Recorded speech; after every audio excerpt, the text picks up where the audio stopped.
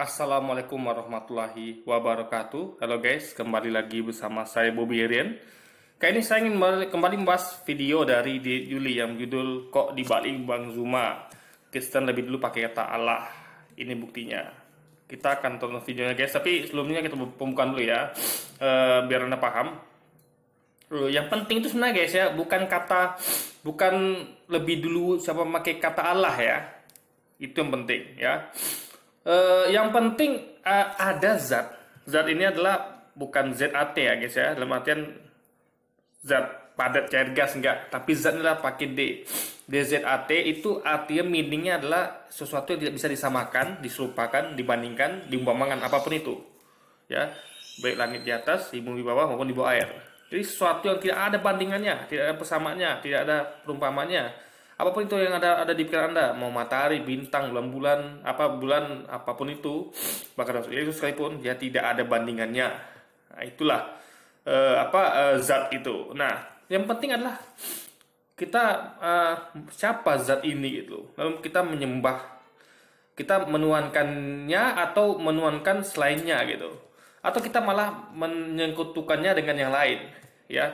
Zat ini yang nggak sama dengan segala sesuatu itu, ya, nggak seumpama sebandingan dia, lalu kita samakan dengan sesuatu yang sebandingan kita gitu, sama dengan kita. Siapa dia? Yesus. Yesus adalah sebanding seumpama dengan kita, sama-sama manusia, sama-sama butuh makan dan minum, sama-sama lahir dan mati dan segala macamnya.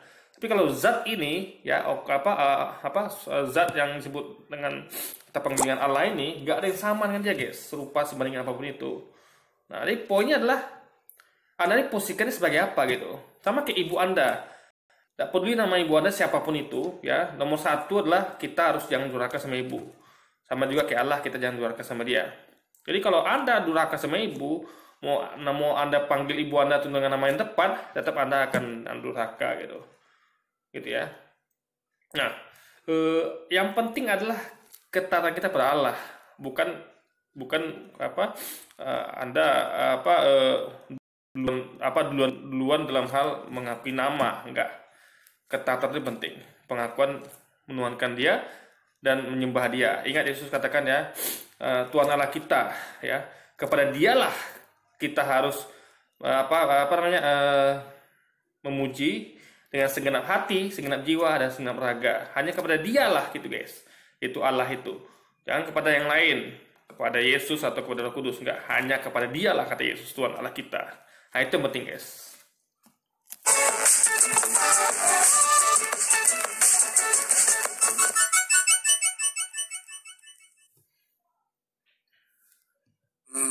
Penjelasannya saya kembali ke Bang Juma, tolong dijelaskan kenapa sih Kristen itu selalu mau kata Allah, nggak mau kembali ke jati dirinya pakai teos saja gitu.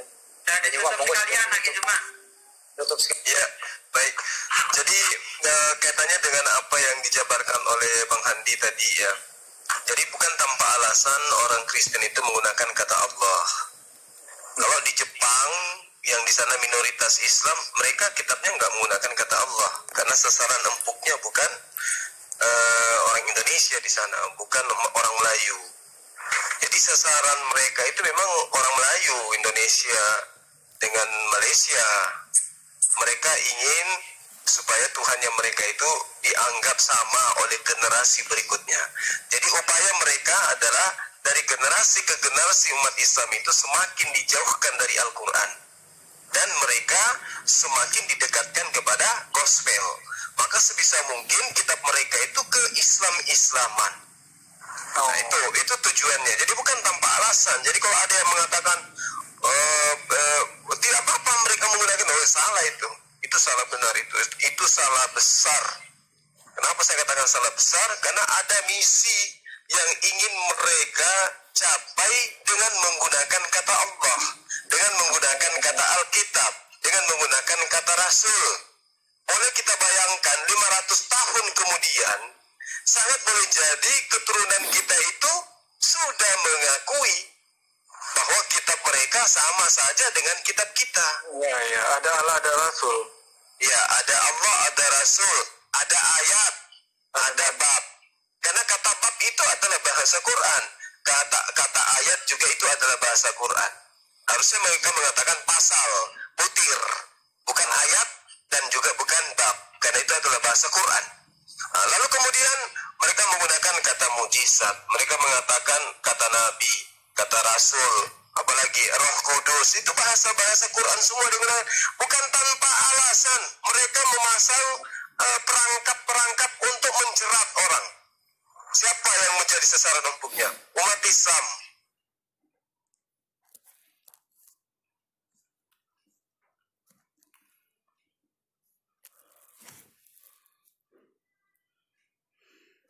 Maaf guys, saya batuk sedikit. Aduh, ada flu isi ya. Oke, jadi gini, kalau saya sih melihatnya gini, apapun ya, kita berpegang pada ayat Quran yang mengatakan Allah adalah sebaik-baik pembalas tipu daya. Ingat, Allah itu adalah sebaik-baik pembalas tipu daya.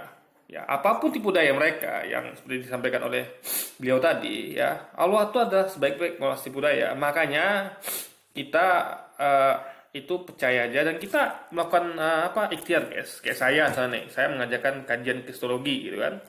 Jadi saya bahas Alkitab karena kita yakini Alkitab itu adalah di dalamnya tuh masih ada tersisa ya kitab-kitab yang telah dibuang oleh tangan manusia. Minimal ada sisanya gitu, sesuai dengan informasi Quran, yaitu Taurat, Zabur, Injil. Nah, jadi kita dalam akidah Islam, kita meyakini bahwa Kristen, Yahudi adalah penyimpangan dari ajaran Islamnya Nabi Isa atau Yesus dan Nabi Musa. Nah, jadi kita dengan kesamaan itu justru kita memudahkan kita untuk senjata kita memudahkan kita untuk berdakwah. Kita melihat itu akan memperkuat argumentasi Quran yang mengatakan bahwa kitab-kitab sebelumnya dan ajaran-ajaran Nabi sebelumnya dibawa oleh manusia. Kenapa? Karena ada kemiripan. Ada kemiripan. Jadi ada kemiripan, kesamaan, dan ada kontradiksi. Nah, di situ kita bisa dengan gampang menjelaskan. Kalau yang persamaan, kemiripannya adalah yang belum diubah tentunya. Karena masih sama Quran dan hadis kan. Yang berbeda dalam belakang adalah yang tidak yang merupakan yang sudah diubah itu gitu guys. Nah, ini akan memudah kita gitu. Tinggal bagaimana kita giat ya untuk mengedukasi umat kita gitu kan, agar mereka paham bahwa Yahudi dan Kristen adalah termasuk salah satu penyimpangan dari ajaran Islamnya Nabi Yesus dan Nabi Musa guys. Nah, kayak saya pribadi ketika saya jumpa dengan orang, kalau ngobrol, saya sempat sampaikan kalau sedikit tentang kristologi. Jadi banyak umat kita yang tahu guys, itu penting. Karena ini penting loh, karena sekarang ini banyak marak kristenisasi. Kalau mereka itu beda sama kita ya. Kalau kita nunggu bola, kita bikin Malaf Center, Islamic Center itu hanya untuk nunggu bola. Kita menunggu kalau ada orang yang mau bertanya gitu. Kalau mereka beda, mereka mengadakan serangan fajar. Mereka mengadakan dengan sembako. Mereka juga dari door to door menyambangi anak sekolah, maka ibu-ibu tukang parkir. Saya pernah buat videonya itu kan, dan banyak tangkap basah juga situ. Makanya kita harus giatkan ini, kita kasih tahu tentang kajian kristologi kepada umat gitu. Nah, kajian kristologi ini sebenarnya sama akidah dengan Quran, cuman bedanya adalah kalau kita berdakwah dengan Quran, kita menyampaikan ayat Quran. Tapi kalau kita berdakwah dengan kajian kristologi, kita menyampaikan ayat kitab guys. Bahkan didukung dengan ayat Quran juga gitu. Jadi kristologi ini lebih lengkap daripada sekedar dakwah secara Islam gitu. Karena kita bisa jelaskan ada referensinya gitu. Paham ya? Referensinya ada. Ibaratnya gini, kalau kristologi itu kayak orang belajar tentang Pangeran Diponegoro, sejarah Pangeran Diponegoro, saya sudah pernah buat videonya ya. Itu mereka memakai sumber, kita memakai sumber dari dalam dan luar negeri. Dari pihak kita, pejuang kemerdekaan, dan dari pihak Belanda yang sebagai penjajah. Yang mana itu tentu lawannya Pangeran Diponegoro. Jadi itulah namanya analogi kristologi. Tapi kalau dakwah internal dengan memakai Quran itu sama dengan kita mengkaji Pangeran Diponegoro hanya berdasarkan dari sejarah kita aja. Jadi kurang lengkap guys. Makanya itulah pentingnya kristologi, agar kita tahu penyimpangannya, ada referensinya gitu, ada buktinya, yaitu langsung kita merujuk ke Alkitab itu sendiri gitu guys.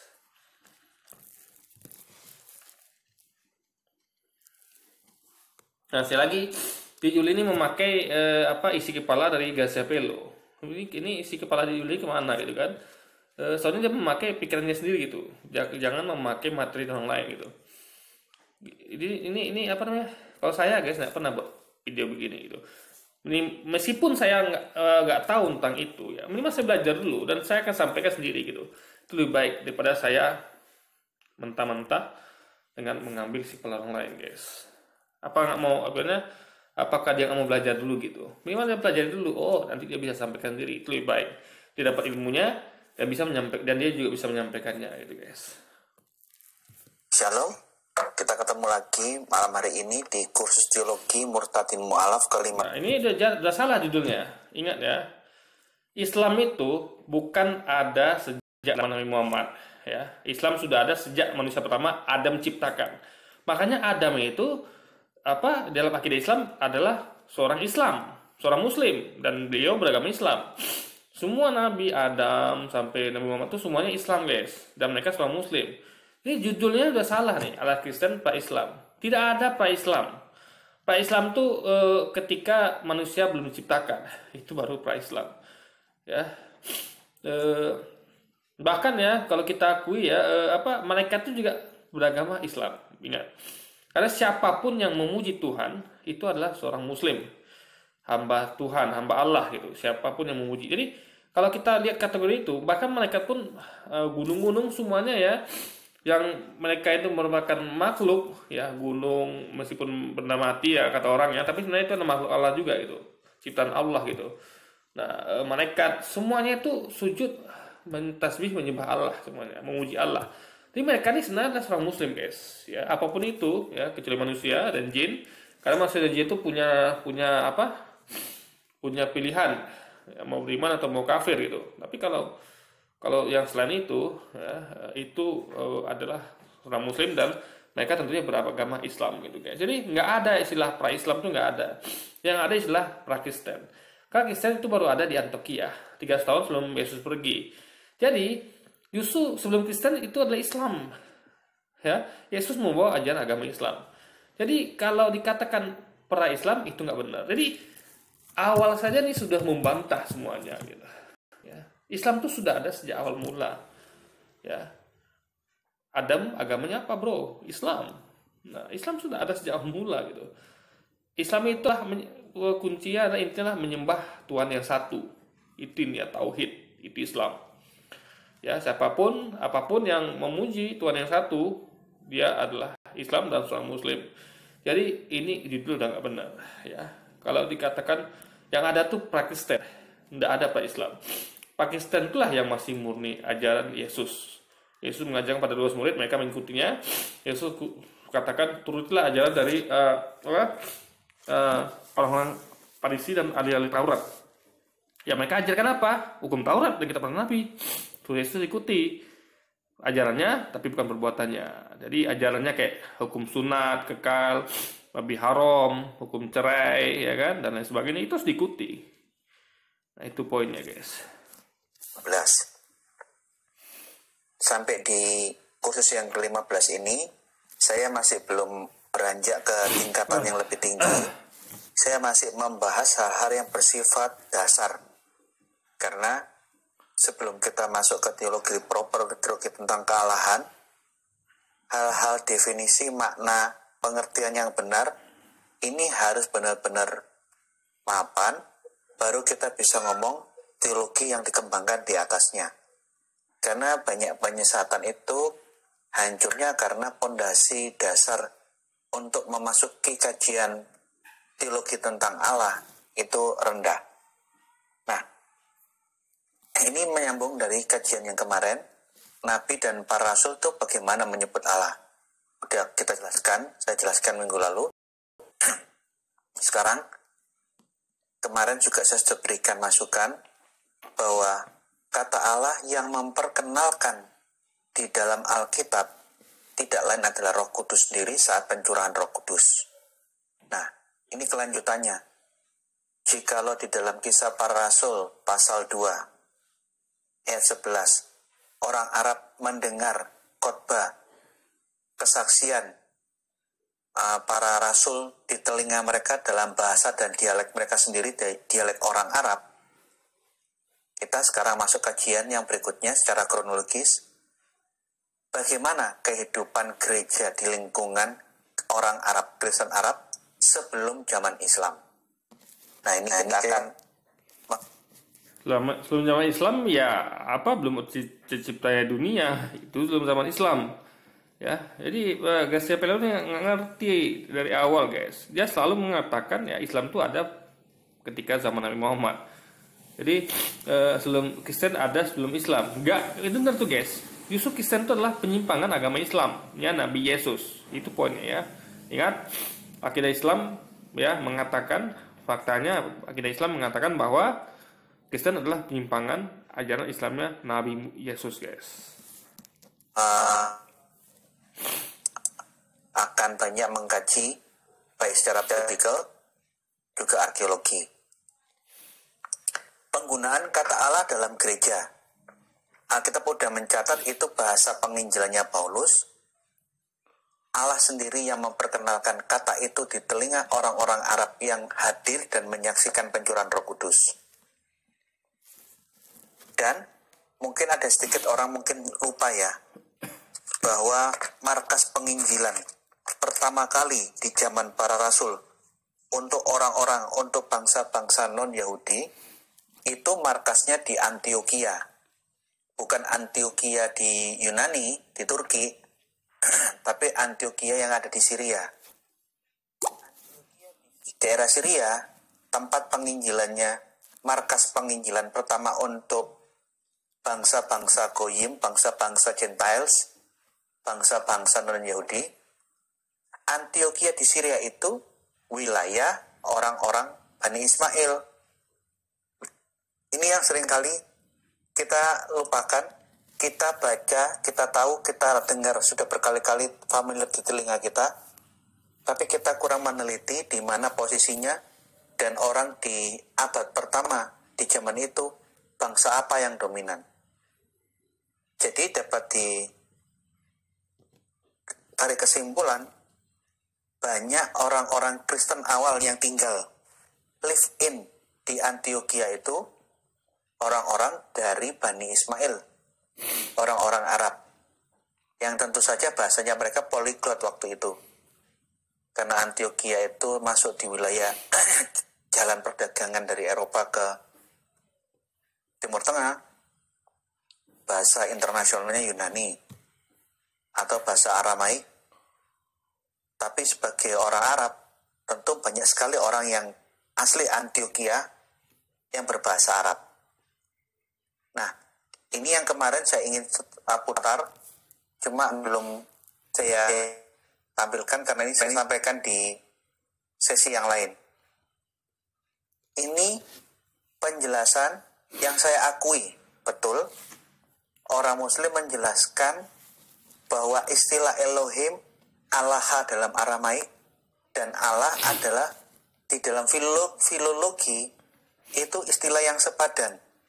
Bahkan dijelaskan di dalam rekaman ini, orang Muslim yang berbahasa Ibrani, mereka juga menggunakan kata Yahwa, Yod He Vav He, dengan vokal AA diambil dari Allah.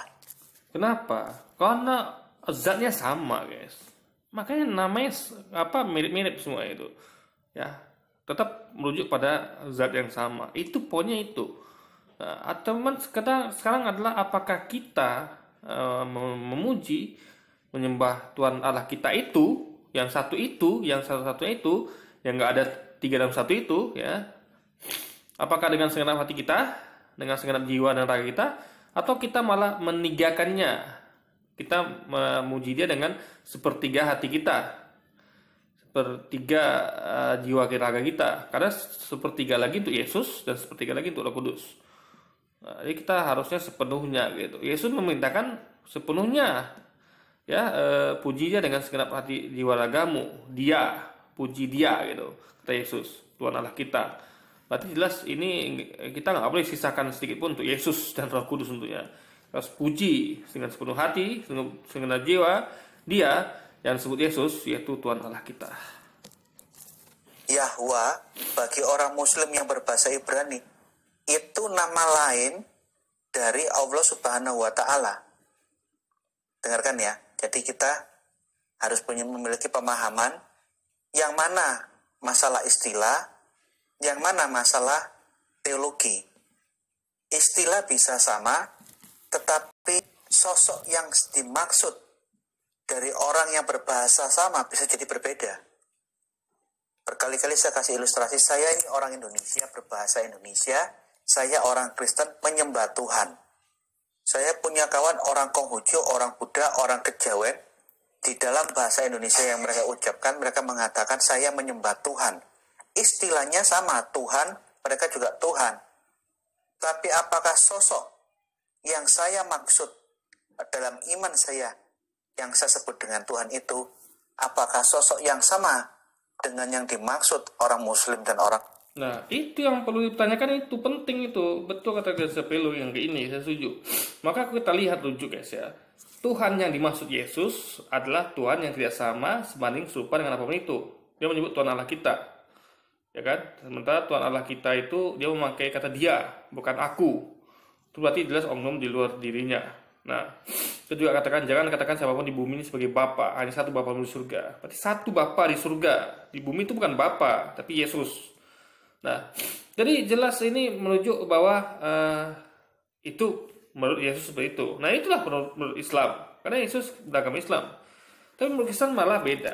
Ya, maka malah menuankan 3 dalam 1. Yang Yesus katakan satu-satunya, Kristen mengatakan 3 dalam 1. Nah, jadi beda Tuhannya Yesus dengan Tuhannya orang Kristen beda. Tuhannya Yesus sama dengan Tuhan orang Islam. Kenapa? Karena Yesus beragama Islam, bertauhid dan mengajarkan tauhid, guys. Ya, seperti yang diajarkan oleh Musa, yaitu di dalam hukum Taurat yang kita para nabi. Konghucu orang Kejawen? Tentu tidak. Ya kita lihat ini ya.